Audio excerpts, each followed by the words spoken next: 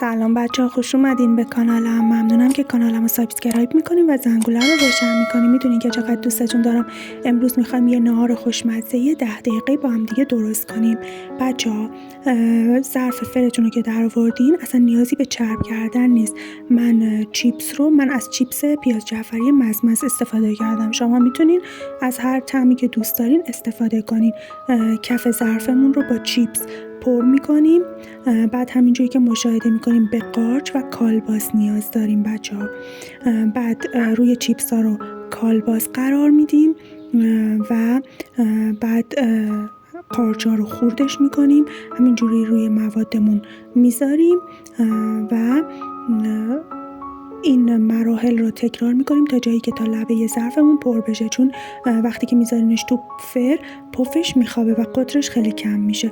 تا لبه ظرف مواد رو کامل پر میکنیم. تو مرحله آخر قبل از اینکه پنیر رو بریزیم فلفل دلمه، نخود فرنگی، ذرت، هر چیزی که دوست داشتیم بهش اضافه میکنیم. من پودر آویشنم بهش اضافه کردم.